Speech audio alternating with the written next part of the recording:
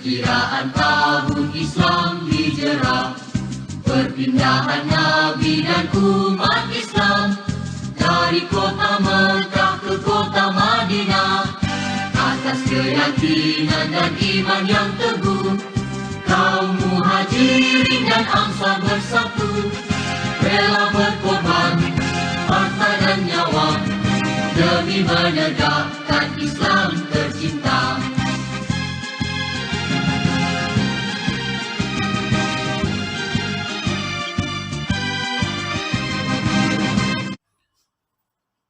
أعوذ بالله من الشيطان الرجيم. بسم الله الرحمن الرحيم. السلام عليكم ورحمة الله وبركاته. الحمد لله رب العالمين، الصلاة والسلام على أشرف الأنبياء والمرسلين وعلى آله وصحبه أجمعين. اللهم صل على سيدنا محمد وعلى آله وصحبه وبارك وسلم يا كريم. أما بعد، أعوذ بالله من الشيطان الرجيم. بسم الله الرحمن الرحيم. قال الله تعالى: إذ أخرجه الذين كفروا ثاني اثنين إذ هما في الغار إذ يقول لصاحبه لا تحزن إن الله معنا. وقال النبي صلى الله عليه وسلم: لا هجرة بعد الفتح ولكن جهاد ونية. صدق الله صدق رسول الله صلى الله عليه وسلم. Yang maklim kasihi anak-anak murid sekolah kebangsaan Jenembung. Jadi mudah-mudahan semua sekali diberi kesihatan dan afiat dari Allah SWT, dan Allah SWT jauhkan kita daripada penyakit COVID-19 insya-Allah. Jadi murid-murid sekalian, insya-Allah pada hari ini saya akan berkongsi dengan semua tentang satu tajuk yang sangat penting dalam agama Islam sempena dengan sambutan Ma'al Hijrah, iaitu peristiwa hijrah Nabi SAW. Setiap tahun kita akan menyambut sambutan Ma'al Hijrah. Sambutan Ma'al Hijrah kerana kita mengenang susah payah Nabi SAW dalam mempertahankan agama Islam dan memperjuangkan akidah Islam, iaitu mentauhidkan Allah SWT, mengajak seluruh manusia untuk mentauhidkan Allah SWT dan menjauhi daripada segala perbuatan yang mungkar yang dibenci dan dilarang oleh Allah SWT. Baik, pertama sekali untuk pengetahuan semua, hijrah itu dari segi bahasanya bermaksud berpindah. Hijrah maksudnya ialah berpindah. Baik, dari segi bahasa, dari segi istilahnya pula, dari segi makna istilahnya pula ialah berpindahnya Nabi SAW dari Mekah ke Madinah Al-Munawwarah. Hijrah dari segi istilah pula ialah berpindah Nabi SAW daripada Mekah ke Madinah Al-Munawwarah. Baik, ceritanya begini murid-murid. Nabi SAW kampungnya adalah di Mekah. Nabi lahir di Mekah, Nabi dibesarkan di Mekah, kemudian Nabi hidup daripada kecil sampailah berkahwin di Mekah, dan sampai Nabi dilantik menjadi Rasul usia 40 tahun pun Nabi duduk di Mekah, sehinggalah usia Nabi 53 tahun. Pada pendapat yang kuat, kata umur Nabi 53 tahun tu rupanya dalam tempoh Nabi jadi Rasul tu, orang-orang kafir Quraisy seperti Abu Jahal, Abu Lahab, Uqbah ibnu Abi Mu'aid, Ubay ibnu Salul, semuanya membenci kepada Nabi. Apa yang Nabi bawa? Apa yang Nabi bawa? Nabi bawa supaya orang kata La ilaha illallah, tiada Tuhan selain Allah.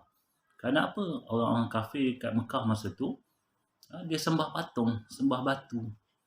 Banyak kat Kaabah. Kalau tok ke wan ke mak ayah kita pergi Mekah, pergi haji, pergi umrah, dia ada tengok satu Kaabah. Murid-murid pun biasa tengok dalam buku agama pun, dalam TV ada Kaabah.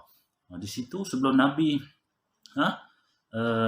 dibangkitkan, orang sembah batu, ada patung banyak, 300 lebih patung kat situ. Tapi Bila Nabi bangkit Nabi SAW kata, ni bukan Tuhan. Kita tak boleh sembah ni. Kita kena sembah Allah Subhanahu Wa Taala.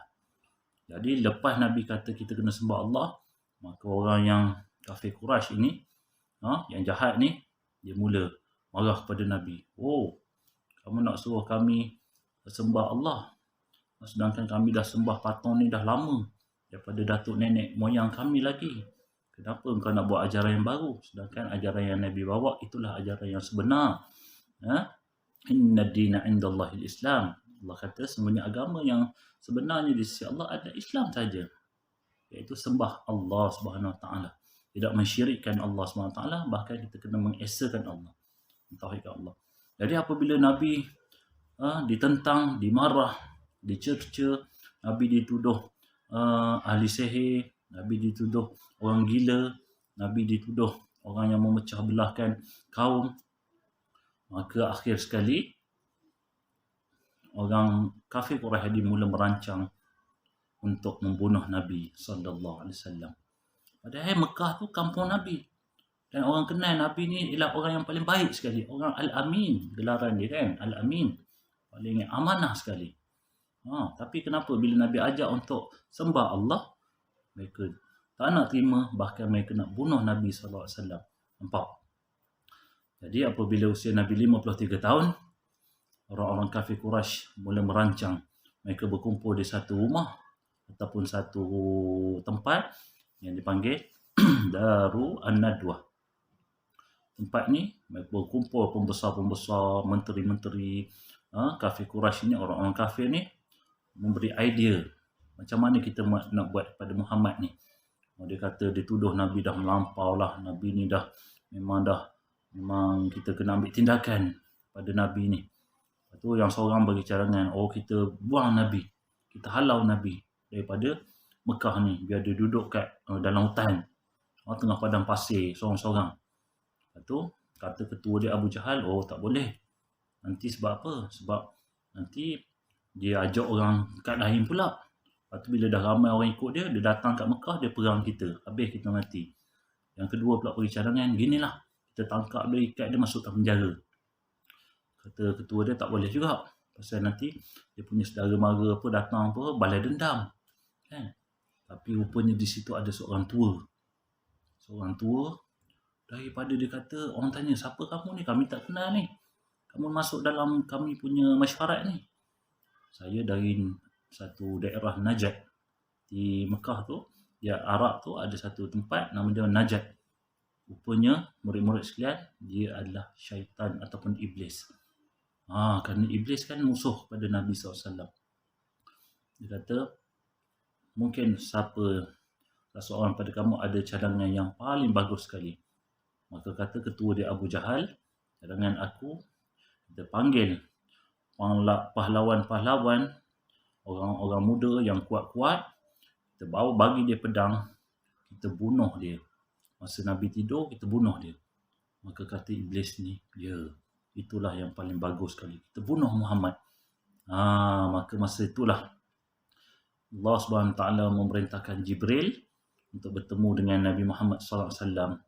Jibril kata, wahai Muhammad, sungguhnya kaum Quraisy telah merancang untuk membunuh kamu, maka Allah SWT telah izinkan kamu untuk berhijrah.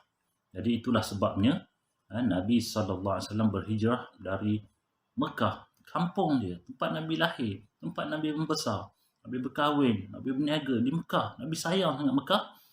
Tapi bila perintah Allah, Nabi kata, saya akan berhijrah, saya akan tinggalkan, saya akan pindah Mekah, saya akan pergi satu negara yang baru ataupun negeri yang baru, iaitu Madinah Al-Munawwarah.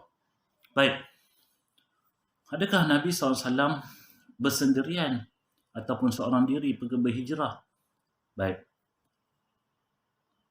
dalam kehidupan Nabi, ada seorang sahabat Nabi, kawan Nabi yang paling rapat. Nama dia ialah Abu Bakar As-Siddiq.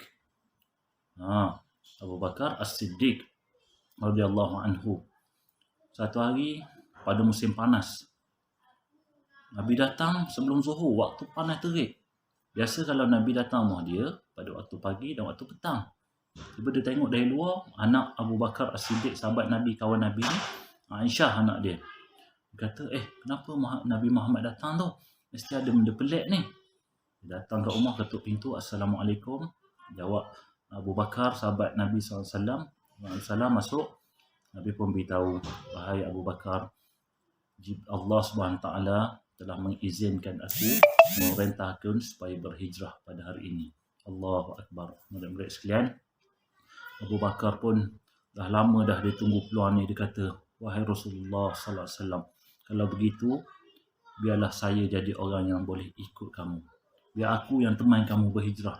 Aku sanggup mati kerana-Mu, Rasulullah. Tengok, sahabat Nabi Abu Bakar As-Siddiq sayang pada Nabi. Sayang sangat pada Nabi. Sampai dia kata, aku nak ikut kamu.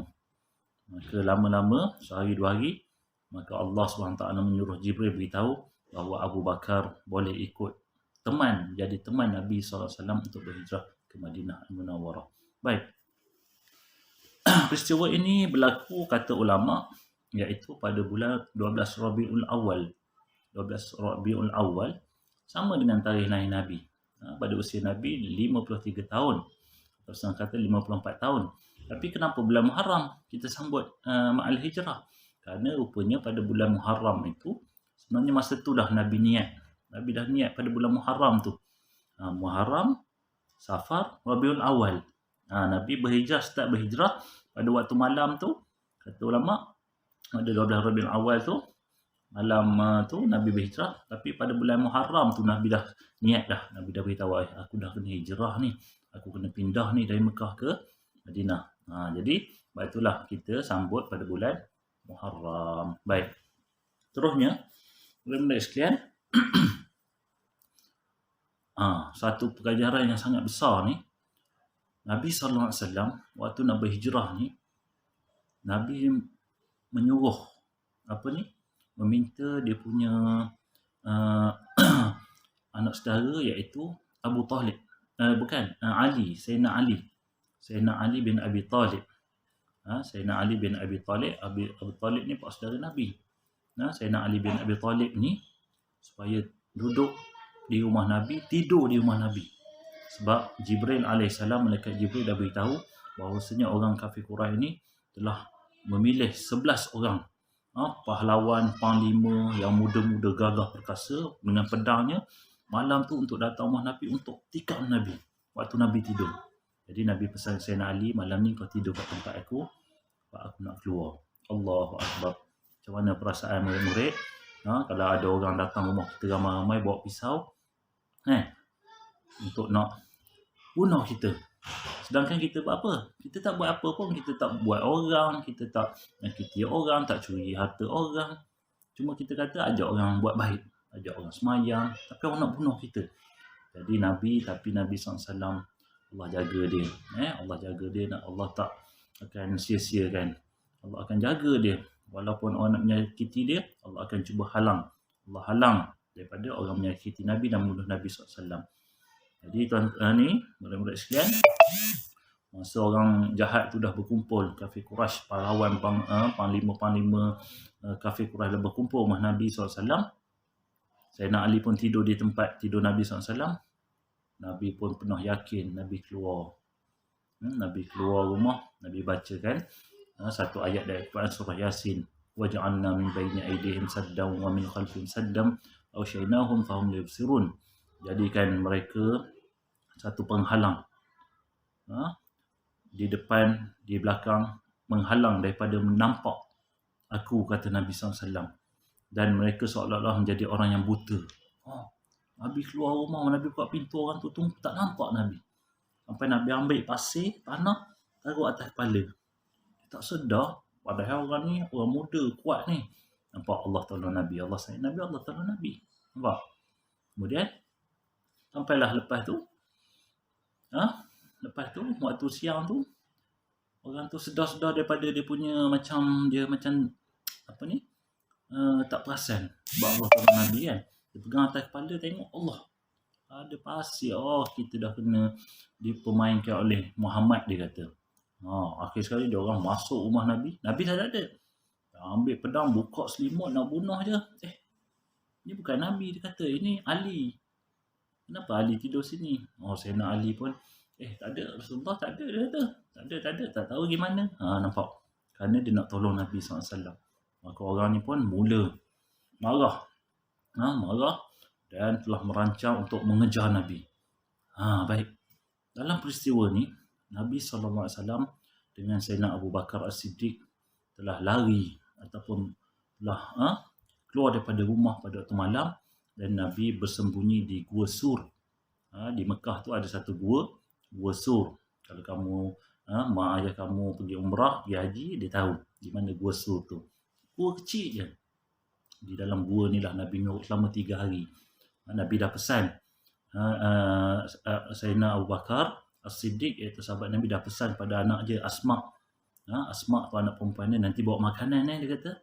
Yang ni bawa makanan. Tapi waktu orang tak ada, waktu malam, bawa senyap makanan. Buat 3 hari Nabi bersembunyi dalam gua tu. Sebab kalau orang nampak dia bawa makanan, orang kafir akan ikut jumpa Nabi. Kemudian anak lelaki pula, Abdullah bin Abu Bakar, yang ni dia pergi kat Mekah, dengar apa orang cerita. Orang nak tangkap Nabi, lepas tu dia beritahu kat Nabi.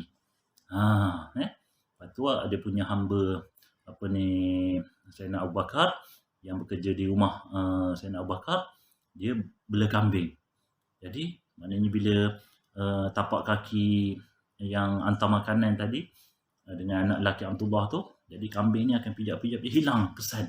Jadi orang kafir tak boleh kesan tapak kaki ni yang menuju ke Gua Sur. Dan dalam Gua Sur itulah ada satu peristiwa yang sedih. Macam mana 2 orang je masuk gua kecil. Datang orang kafir pun macam mana dia pusing. Dia naik kuda kan, jalan-jalan pusing kat gua tu. Sampai masa tu sahabat Nabi Abu Bakar tu terlampau takut. Dia kata, wahai Rasulullah, cakap serselu, wahai Rasulullah, kalau dia orang pandang kat bawah kaki ni, mesti dia nampak kita, dia akan bunuh kita. Apa Nabi kata dengan penuh yakin? Nabi kan, Muhammad kan ada mukjizat kan. Nabi kata apa? Ma zannuka bisnaini ya Abu Bakr, Allahu salisuhuma. Wahai Abu Bakar, engkau ingat kita 2 orang je, aku dengan kau je? Tak. Nabi kata yang ketiga Allah akan jaga kita. Betul. Murid-murid sampai ke orang kafir tu tak nampak langsung. Ada setengah riwayat ataupun cerita dia beritahu ada sarang laba-laba, ada burung merpati. Jadi kalau orang masuk, sarang laba-laba ada, kalau orang masuk mestilah pecah. Nampak? Nak tolong. Semuanya Allah nak tolong Nabi kekasih dia. Baik. Seterusnya Nabi SAW lepas orang kafir pun balik, Nabi SAW terus menuju. Lama. Jalan dulu mana ada. Nabi naik unta. Nabi ada kenderaan. Ada kata himat, ada kata unta. Bakar naik jalan. Yang bawa jalan tu seorang kafir. Dia yang tolong tunjuk jalan. Macam ni masuk kat celah-celah bukit ni, nak sampai cepat ke Madinah Al-Munawwarah. Sampai tengah jalan nak sampai dah, maka ada satu orang kafir, dia dengar pembesar Quraisy tawarkan 100 ekor unta hadiah, bagi hadiah siapa yang dapat bunuh Nabi. 100 ekor unta ni kalau zaman sekarang ni macam dia jadi orang jutawan. Jadi yang seorang pemuda ni, penunggang kuda ni, terus dia kejar. Dia cari kat padang pasir tu. Dia nampak 2 orang tengah berjalan. Dia kata, ni mesti Muhammad, dia kata. Dia kata, ni mesti Muhammad. Tapi tengok Allah jaga Nabi. Sampai kuda dia dah dekat dah dengan pedang dia nak bunuh Nabi, tiba-tiba kuda dia terjatuh. Sembang kat pasir. Lepas tu dia bangun balik, nak pergi lagi. Terjatuh lagi. Nabi senyum je, tengok. Nabi kata, jangan takut. Kenapa? Rupanya kuda pun sayang pada Nabi. Kuda pun tak akan pergi kat Nabi untuk buat jahat kat Nabi SAW. Jatuh ni. Tak dapat dia bunuh Nabi. Nabi kata, kamu tak akan dapat bunuh aku sebab yang jaga aku ya Allah. Nabi suruh dia balik je. Nanti besok kamu akan dapat hadiah. Nabi kata, adalah hadiah yang Nabi janji. Kau akan dapat sekian. Dia pun percaya dengan Nabi. Sebab Nabi kan tak pernah tipu. Nabi cakap mesti dia pun balik. Sampailah. Jalan. Alhamdulillah. Maknanya pendekkan cerita. Alhamdulillah Nabi sampai ke Madinah Al-Munawwarah. Pintu gerbang Madinah Al-Munawwarah. Tengok orang dah mula sambut dia. Ramai dah lelaki, perempuan, tua, muda, kecil, besar. Oh suka sangat. Oh datanglah ni lah orang yang paling baik sekali. Semua sayang Nabi. Tapi orang kampung Nabi kat Mekah tu semua nak bunuh Nabi. Rupanya hikmah Nabi berhijrah berpindah tu tengok orang sayang Nabi kat sana. Kan? Dan sampai Nabi di Madinah, Nabi tak tidur mana? Bukan kampung Nabi, bukan rumah Nabi. Tapi orang di Madinah tu kerana sayang Nabi, ya Allah biarlah Nabi tidur kat rumah aku. Boleh aku masakkan Nabi. Oh, semua nak. Lepas tu Nabi kata apa? Macam inilah. Biar nak tengok apabila aku berhenti kat mana, di situlah aku nak tidur. Aku tidur jalan-jalan. Sampailah di rumah Abu Ayyub Al-Ansari. Seorang sahabat Nabi yang Nabi sayang. Dan pertama sekali Nabi sampai di Madinah tu, apa yang Nabi buat? Pertama yang Nabi buat ialah Nabi membina Masjid Quba. Nabi membina Masjid Quba. Inilah asas pada umat Islam. Di mana kumpulnya kita untuk bersemayang, untuk mendengar ilmu, semua jadi di situ. Nabi asaskan pertama Masjid Quba. La masjidun ussisa 'ala taqwa min awliya. Masjid yang pertama diasaskan berhak untuk jadi tempat disembah, yakni untuk orang bersembahyang, iaitu Masjid Quba. Baik, maka bergembiralah penduduk Madinah. Penduduk Madinah kerana kedatangan Nabi.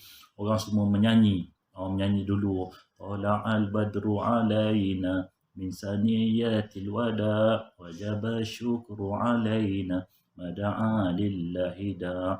Oh, telah terbit bulan purnama. Sebab Nabi ni macam bulan purnama ni. Bercahaya-cahaya, baik sangat. Orang sifatkan nama macam bulan purnama. Orang suka sangat. Semua sambut Nabi. Sayang pada Nabi. Sedangkan orang kafir, Quraisy di Mekah, orang kampung Nabi tu, nak bunuh Nabi. Tengok. Baik. Jadi, maling rasa begitulah. Antara kisah ringkas perjalanan hijrah. Kenapa Nabi hijrah. Siapa yang membantu Nabi. Apa yang Nabi buat waktu Nabi berhijrah. Dan bila hijrah itu, mudah-mudahan sedikit tazkirah ni dapat menjadi satu tambahan ilmu dan kita merasai kesusahan pengorbanan Nabi SAW.